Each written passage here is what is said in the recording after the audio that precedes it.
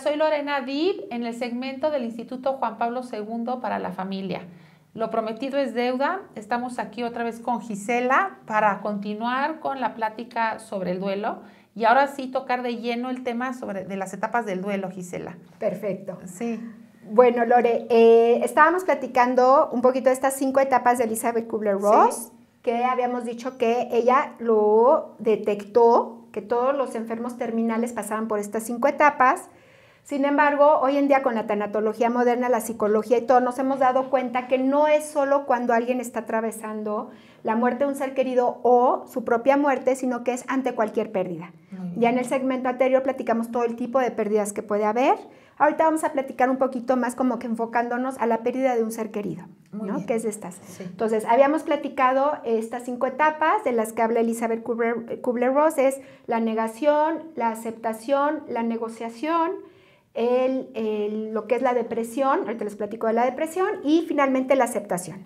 Habíamos hablado de que la finalidad del duelo es terminar finalmente sanando, aceptando la pérdida que tuvimos, ¿no? Ese es como que el final. Lo deseable.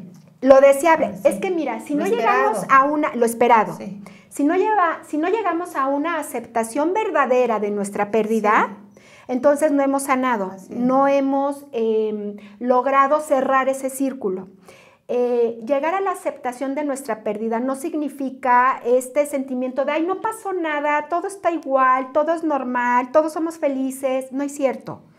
Llegar a una verdadera aceptación de la pérdida es, ahorita les voy a decir en qué consiste esta verdadera aceptación, pero yo lo reduzco a permitirme ser feliz otra vez, a pesar de lo que pasó, claro, a pesar de que a veces llore, a pesar de que a veces en el aniversario, en fechas importantes, me sienta triste y lo llore. Sin embargo, mi vida día a día va recobrando alegría, empiezo a ver la luz, empiezo a ver las cosas bonitas, me empiezo a dar permiso de disfrutar una película, ¿no? Claro. O sea, entonces eso quiere decir que ya estoy llegando a la aceptación, pero ahorita se las voy a platicar, ¿no? Más profundo.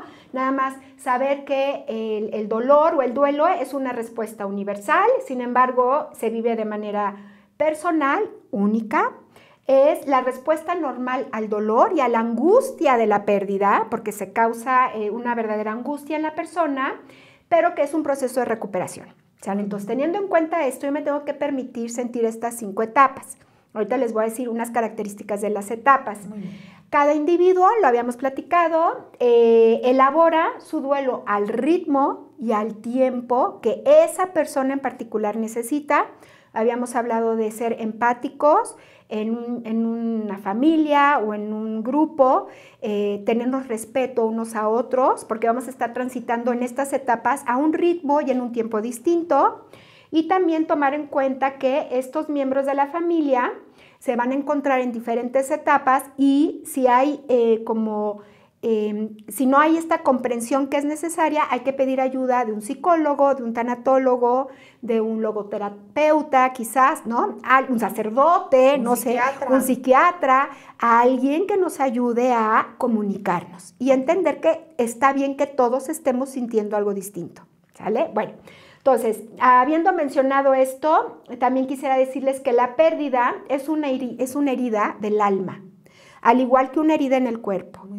Entonces, yo siempre a mis alumnos les pongo el ejemplo de que si tú te raspas y por miedo, porque es por miedo a decirle a tu mamá de me raspé porque tienes miedo de que te va a tallar, ¿no? Las mamás de antes, perdón, pero las mamás de antes te agarraban la rodilla, la metían abajo de la llave del baño, te tallaban. Y luego el alcohol. El alcohol, deja tú que el agua oxigenada que sea burbujitas. Entonces te echaban alcohol y te decían vete a jugar, sí, ¿no? Entonces muchas veces cubrías esa herida. Entonces, a ver, Lorena, si tú cubres una herida que tienes raspadito, te cayó tierrita, quizás 2, 3 piedritas y te lo tapas para que no lo vea tu mamá, sí, ¿no? Porque sabes que te va a doler si tu mamá te lo limpia, ¿no? Entonces, si lo cubres, ¿qué le va a pasar a esa herida?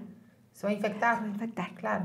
Y se va a infectar quizás a tal grado que vayas a tener que ir luego a un hospital Y una enfermera te va a raspar, pero con zacate, y quizás van a tener que cortar mucho de ese tejido que ya está necrosado, ¿no? Sí, descompuesto. Descompuesto. Y entonces esa herida que hubiera sido más sencillo enfrentarla, aguantarte el dolor que implicaba limpiarla, pero para que un día sanara, a taparla y meses después la tienes más complicada. Eso es lo que pasa con los duelos. Si yo no me enfrento y me decido vivir todas las etapas de mi duelo, entonces estoy tapando esa herida, porque es una herida en el alma, no se ve. Claro. Sin embargo, es una herida. Entonces, ¿qué necesito para que esto sane? Las personas dicen, deja que el tiempo haga lo suyo. Y hay gente que dice, bueno, pues voy a dejar que pase el tiempo y poco a poco se me va a ir quitando, ¿no?, lo que siento y un día voy a estar bien. Dime. No, el proceso es eso, o sea, ¿lo dejas al tiempo o es un proceso activo de la persona? Ahí está. Ok. Exacto, entonces es tiempo, porque luego hay gente muy activa. Ajá. Que dice, yo ya me voy a ocupar. O sea, yo he tenido personas que me dicen, oye, Gisela, tengo una hermana que le urge hablar contigo porque ella dice que no tiene ni tiempo para estar, no, murió mi mamá. Y entonces mi hermana tiene hijos, tiene trabajo y entonces está vuelta loca porque dice que no tiene tiempo para esto. Entonces quiere que le ayudes ya a pasar. Y digo, con mucho gusto platico con ella, sin embargo, vele diciendo que para sanar necesita tiempo, sí, y además dejarse sentir dolor. ¿Sale? Entonces son las dos cosas. Así es como una herida del cuerpo. Tienes que dejar que pase el tiempo para que tus células se regeneren y vayan cubriendo ese huequito que quedó con tiempo, pero también tienes que poner los medios para que esa herida, necesitas que exista oxígeno, que esté limpia, no todo lo que tú necesitas para que una herida sane. Entonces es tiempo y permitirte sentir. Bueno, Gisela, me estás diciendo que no solamente el tiempo cura esta pérdida. ¿Qué otra cosa contribuye? Exacto, entonces es el tiempo y también permitirte experimentar lo que sea, agradable o desagradable, que finalmente va a ser un poco desagradable, ahorita vamos a ver, porque el tiempo por sí solo no lo va a curar. Necesitas permitirte experimentar dolor, ¿sale? Porque el dolor en el duelo, es decir, dejar que el dolor te duela, te va a permitir sanar. ¿Por qué? Cuando tú te lo permites, vas a hacer un alto en el camino, ¿no? Y vas a tener la oportunidad de reflexionar, de autoconocerte, o sea, esta autorreflexión, entrar, ¿no?, en tu interior y tocar este dolor, este dolor que está en tu alma, ¿no? Sí. Si tú no te permites sentir, entonces la vida sigue, la vida sigue, la vida sigue, ¿no? Entonces tienes una pérdida muy fuerte y dices, no, a mí no me gusta sentir dolor. Entonces me distraigo y trabajo y canto y hago, pero finalmente la herida está ahí. Estás evadiendo. Estás evadiendo. Sí. Y como te digo, si tú el duelo no lo vives ahorita, que estás en la pérdida, te va a alcanzar 30 años después, ¿eh? Pero que te alcanza, te alcanza. Entonces, lo que esto nos permite es liberar ese dolor de manera sana, ¿sale? Pero para eso lo tengo que sentir, para entonces poder liberar. Porque si no me permito sentirlo, no se libera, pero ahí está. Y eso es lo que nos enferma. Sí. Y luego tenemos problemas, ¿no?, que es lo que se llama somatizó. Sí. ¿No? Se me empieza a caer el pelo, me empieza a doler la cabeza, tengo úlceras. ¿Y por qué? Porque tienes algún duelo atorado, claro, que no quisiste. Lo que no se expresa se somatiza. No lo expresaste, exacto. Sí. Entonces tengo que encontrar, dependiendo de la etapa en la que estoy, hay maneras de liberar ese dolor, claro, esa frustración, ese miedo y todo, ¿no? Bueno, claro. Entonces, el dolor nos va a permitir hacer un alto en el camino. Y el silencio activo, tú creo que me lo dijiste hace ratito, sí. El silencio activo es lo que más nos va a ayudar, porque hay un silencio en el cual yo no escucho nada, pero no me escucho a mí tampoco. Okay. En cambio, hay un silencio activo en el cual tapo todo lo exterior y me permito escucharme, ¿sale? Y para iniciar un duelo me tengo que permitir escucharme y entender qué es lo que estoy sintiendo. Claro. Si soy yo la que estoy transitando ese duelo. Si es alguien más y que yo voy a acompañar, tengo que permitirle y darle su espacio para que la persona entienda y le ponga un nombre concreto a lo que está sintiendo. Claro. Si es dolor, si es temor, si es angustia, porque todos estos sentimientos o emociones se van a manejar de distinta manera para ayudar a liberarlos. Okay. ¿Vale? Entonces, por eso es tan importante. Hay mucha gente que dice, déjenme solo, y no te vamos a dejar solo, y vente al cine, y te vamos a llevar a la comida, y la persona lo que quiere es estar sola. Sí. Hay que permitirles estar solos, porque finalmente es esta soledad en la que yo voy a poder empezar a acomodar ideas, voy a empezar a sentir lo que estoy sintiendo. O sea, si yo tengo ganas de encerrarme todo un día a llorar, es lo que necesito. Por supuesto. Pero la sociedad no me lo deja, no me lo permite, por buena gente, ¿eh? No por mala, o sea, es porque ¿cómo te vamos a dejar llorar todo un día? Sí. Pero quizás es lo que necesito yo, ¿no? Entonces, bueno, es nuestro aliado para la introspección, entonces, es este silencio activo, porque a veces la respuesta del duelo va a iniciar con un ¿por qué yo? Okay. ¿Por qué a mí? ¿Por qué a mi hijo si era bueno? ¿Por qué mi papá si era un hombre bueno? ¿No? ¿Por qué le pasó a él? ¿Por qué nos pasó a nosotros como familia? ¿No? Porque siempre empezamos con esta pregunta del ¿por qué? ¿Y nunca te preguntas por qué no? Bueno, ya que empiezas tu proceso de duelo, hay personas que empiezan a encontrar una respuesta en ese ¿y por qué yo no? Ajá. Y es muy sabio esto. Yo la verdad nunca me lo había planteado hasta que una alumna con cáncer me dijo, ¿sabes qué, Gisela? Empecé este proceso de duelo cuando me senté, iba ella a sus quimioterapias. Sí. Y dice que, pues veía a todas, ¿no? Sí. Todas en quimioterapia y todo. Y todas era porque yo, o sea, soy una persona buena, Sí. quiero a Dios, quiero a mis hijos. ¿No? Y de repente dice, o sea, el Espíritu Santo me iluminó y la pregunta la cambia a él, ¿y por qué yo no? Claro. ¿Quién soy yo Así para es. ser inmune a las enfermedades? ¿Quién soy yo? ¿No? Entonces, ella inició ese proceso, pero lo inició en este silencio activo. Exacto. A través de la observación, a través de escucharse a ella misma y de escuchar a sus compañeras. Entonces, por ahí lo sacó ella. Porque siempre sentimos, ¿no? Esa sensación de que las Sí. cosas les pasan a los demás. Los demás pierden un ser querido, los demás se Sí. enferman, los demás sufren tragedias y como que si a uno nunca le fuera a pasar algo. Pero cuando me pasa a mí, Sí. entonces solo me pasa a mí. Ah, ok. ¿Sí? O sea, a nadie le pasa más que a mí. A nadie le pasa más que a Exacto. mí. Y entonces yo soy una víctima. Sí, sí, soy una sí. víctima de la vida, soy una víctima de Dios. Seguramente Dios estaba aburrido Sí. y se le ocurrió mandarme este sufrimiento. Entonces yo me vuelvo víctima. Eso es lo que pasa con el dolor. Claro. El dolor nos confunde.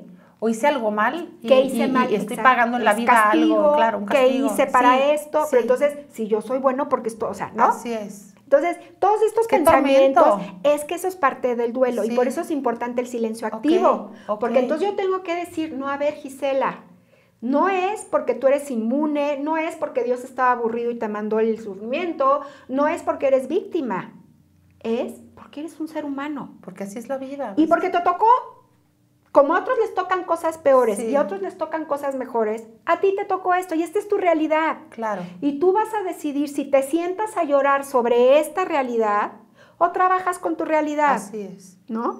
Que ese es otro tema que también podemos hablar, otro programa, ¿no?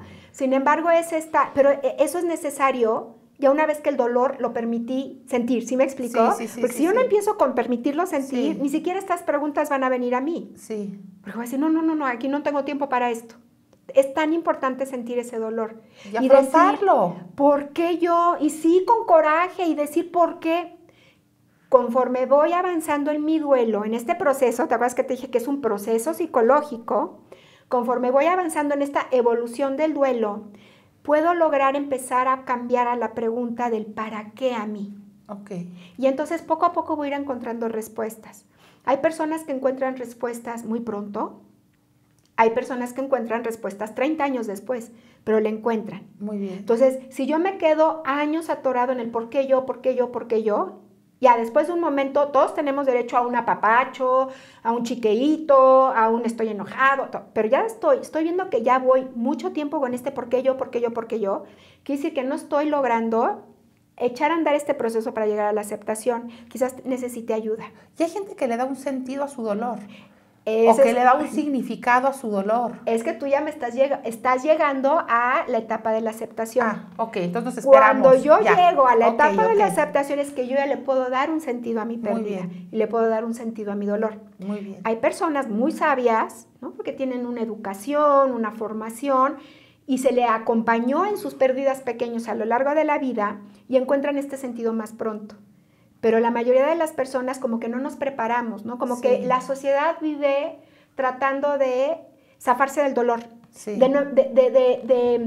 Yo lo que digo, a ver, el dolor forma parte de la naturaleza humana. No hay un ser humano, Lore, que no haya sufrido. Así es. No existe un ser humano. Es más, los católicos, ¿no? Sabemos que Dios mismo, siendo todo un Dios poderoso, decidió, ¿no? mandarnos a su Hijo, y su Hijo, siendo Dios mismo, sufrió.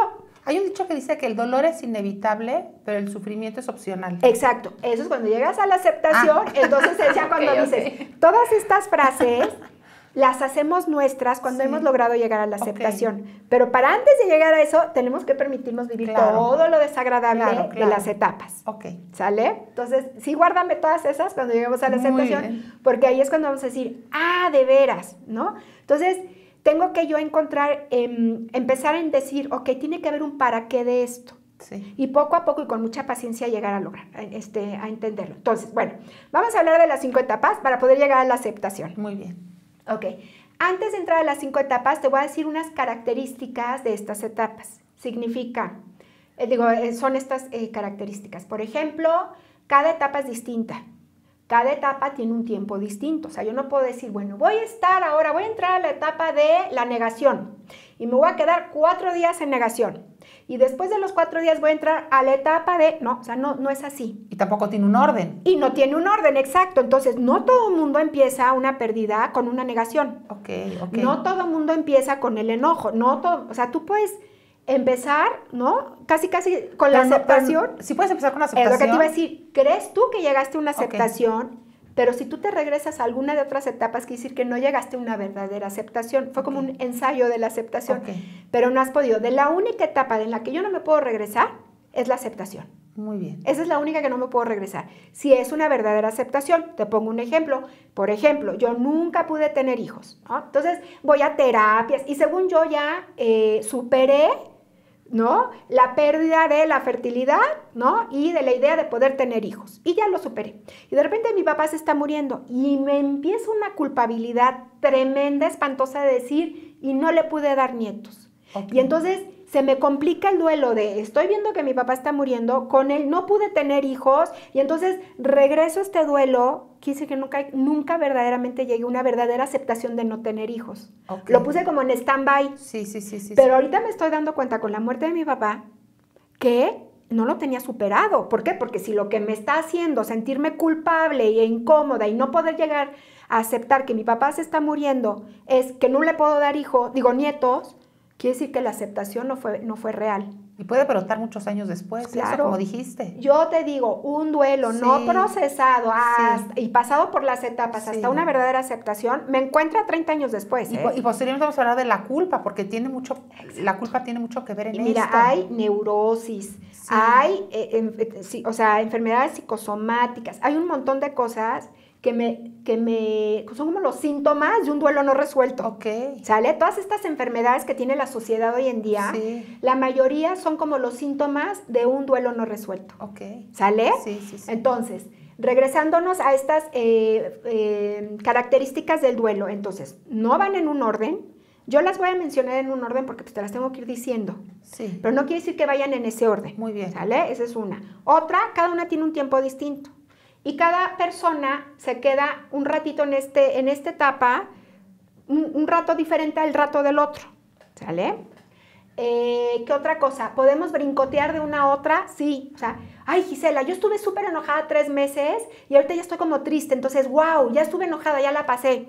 Y luego me dices, pero 3 meses después me volví a enojar. Sí, es normal, porque podemos ir de una etapa a la otra.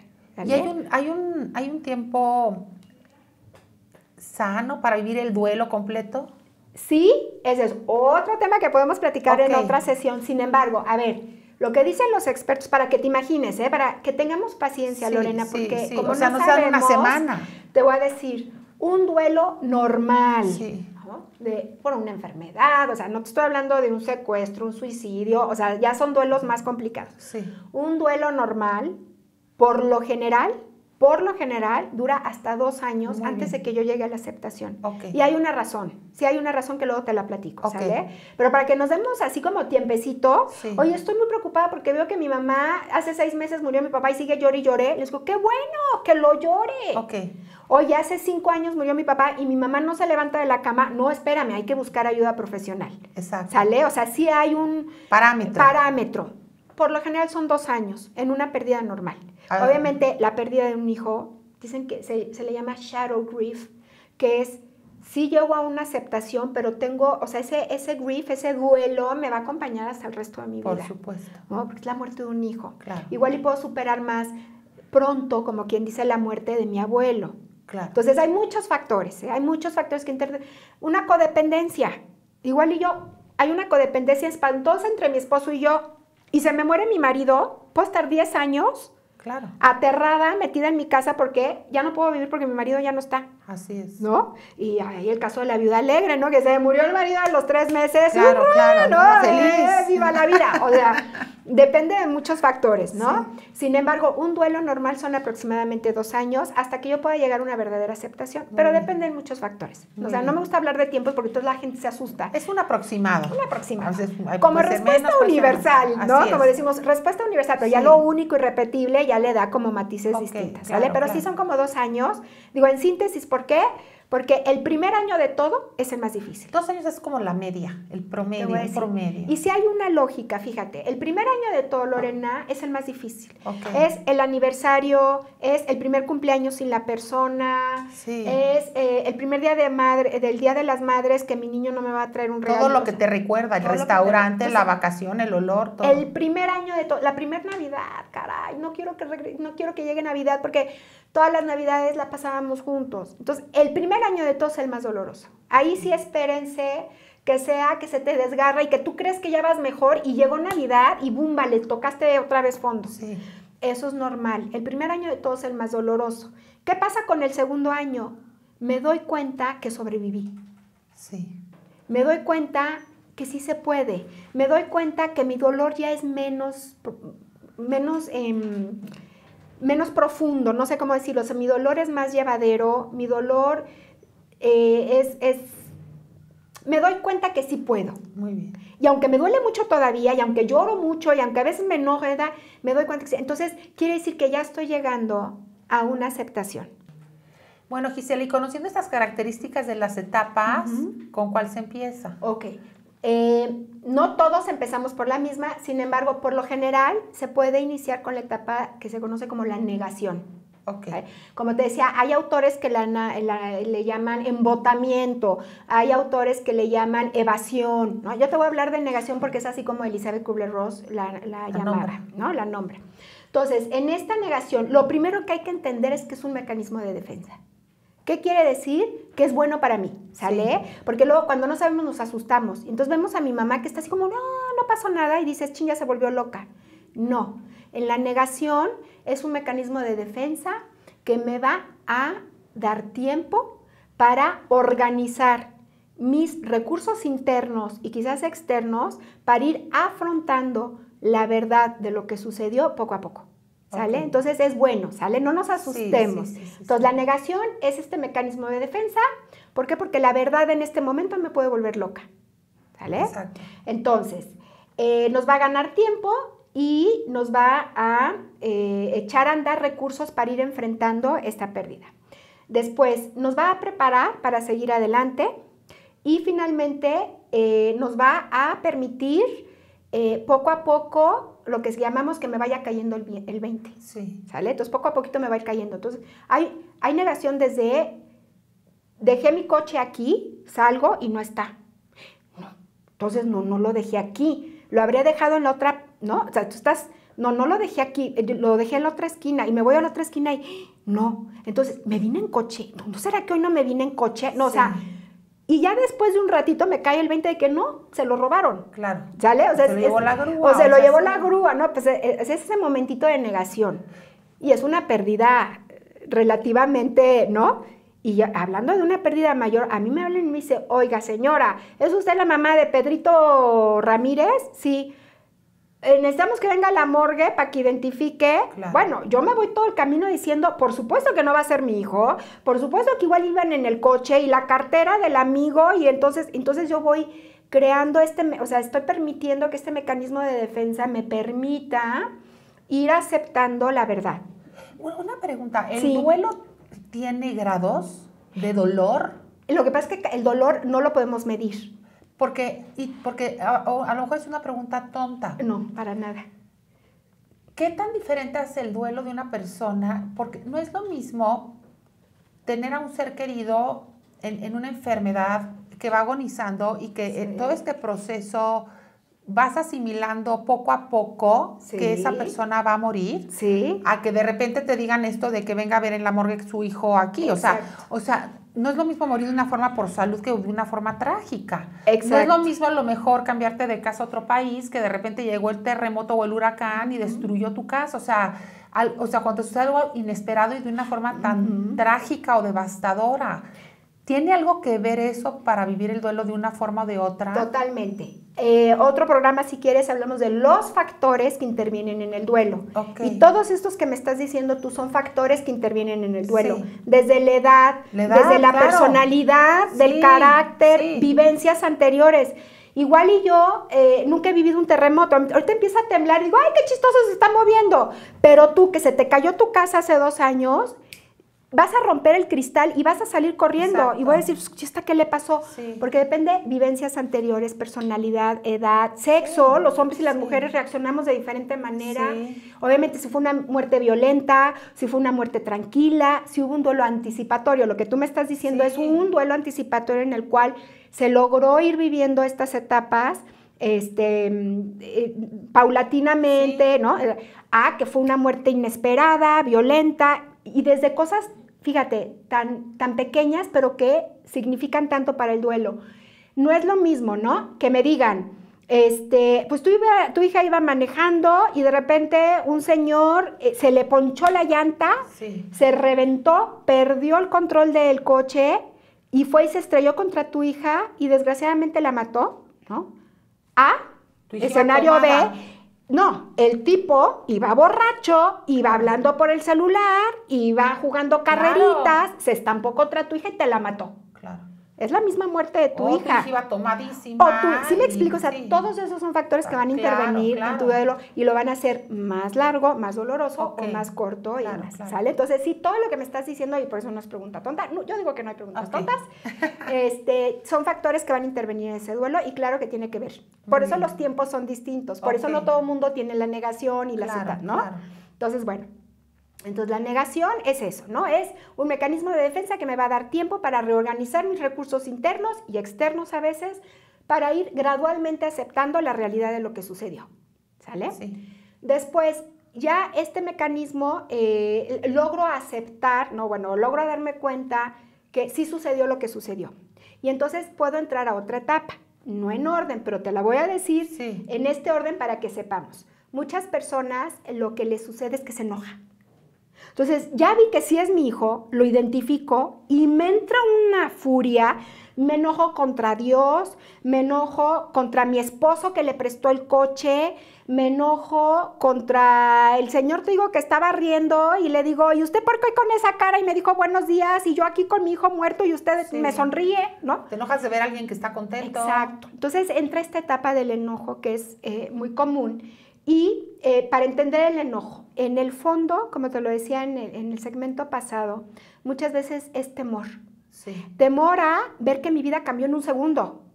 Temor a ver que mi seguridad se acabó, ¿no? Temor a un cambio de roles. Por ejemplo, muere mi marido y de repente me enojo porque digo, desgraciado, o sea, tú y yo habíamos hecho un proyecto de vida juntos y juntos íbamos a sacar a nuestros hijos adelante y ahora tú estás bien contentote allá en el cielo, feliz de la vida, cantando entre los ángeles y yo aquí en la tierra con 3 criaturas que tengo que sacar adelante sola, ¿no? Sí, y me enojo contra el pobre difunto, ¿no? Entonces me enojo, entonces hay que entender que el enojo es normal y que además es necesario, pero como te dije, No se vale enojarme y dañarme o dañar a otros. Se vale enojarme y buscar maneras positivas de sacarlo. Ahorita te voy a platicar, pero bueno, entonces el enojo hay que entender que es muchas veces este temor, ¿sale?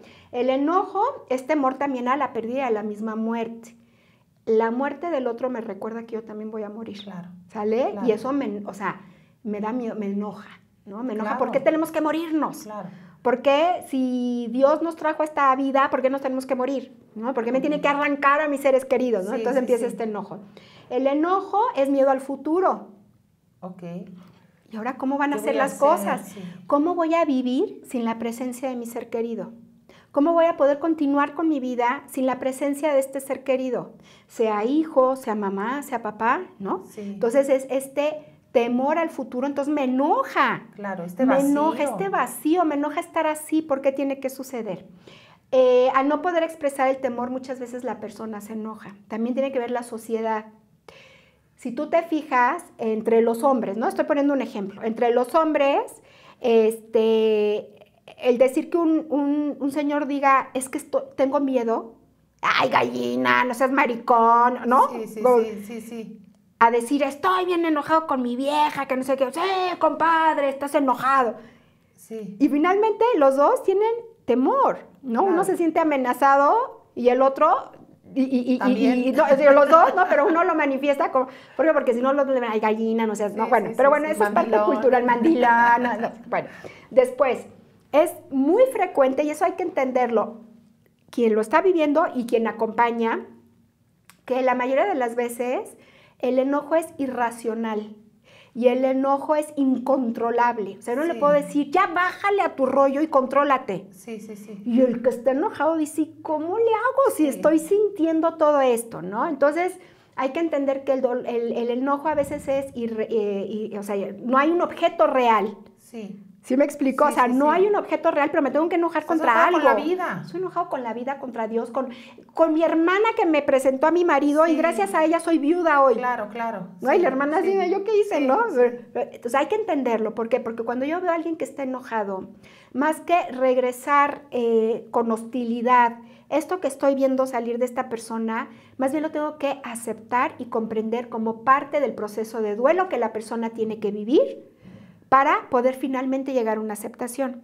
Entonces, lo que tengo yo que ayudar a esta persona es a sacar ese enojo de una manera creativa, de una manera sana, no yéndose a golpear contra las paredes y no yendo a golpear al vecino. Más bien, oye, vamos a jugar, vamos a ir a hacer box, vamos a hacer spinning, vamos a pintar, ¿no? O sea, si quieres pintar tu cuarto, o sea, los adolescentes, quiero pintar mi cuarto de rojo con negro. Llégale, cómprale las pinturas, no está ningún pacto satánico, nada, ¿no? O sea, está enojado y quiere pintar de negro todo, déjalo que pinte de negro. O sea, es sacar ese enojo de una manera positiva para que no lo saque de una manera negativa o lo reprima. Claro. Que eso es peor. ¿No? Entonces, te me calmas, me sonríes, te quiero ver sonriendo. Entonces, todo este enojo lo reprimo y después me vuelvo un psicótico, ¿no? O sea, que eso es lo que pasa muchas veces con las enfermedades mentales, ¿no? Que también hay familias donde no hablan del tema. Exacto. Yo tuve unos seres queridos que mis primas que falleció su papá y luego no hablaban, nunca las escuchabas hablar ni a la mamá, ni a ellas. Exacto. Era como un tema tabú. Exacto. Sí. Y es un tema, y la muerte es un tema tabú. Yo por eso me encanta hablar de los temas de tanatología, porque si es un tema tabú no se habla de él. Y entonces, este tema también del enojo, ¿no? Y ¿por qué no puedo estar enojado? Porque mi papá se murió, caramba. Claro. Entonces la sociedad no me lo permite. Claro.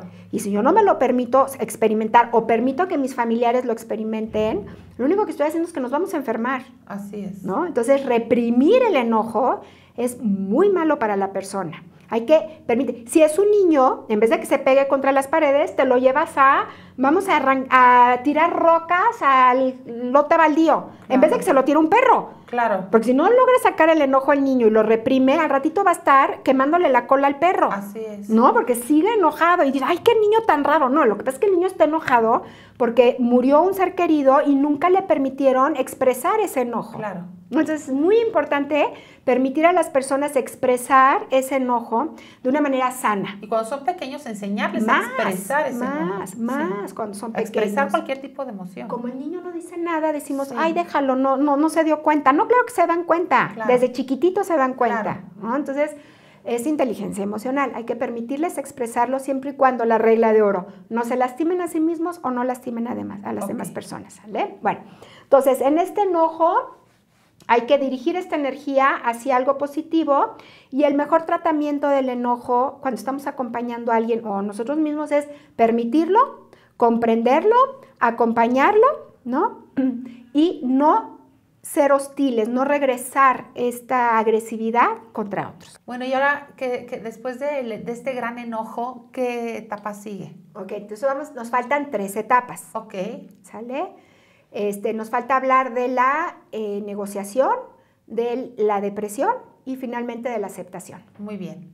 ¿Lo tratamos ahorita o...? Bueno, entonces en el siguiente programa vamos a hablar de estas últimas 3 etapas para cerrar con broche de oro con la aceptación. Perfecto. Por favor, no lo dejen de ver para que se queden con toda la información completa. Entonces nos vemos en el siguiente programa y gracias, Gisela. Gracias a ti, Lorena, y gracias a todos. Gracias.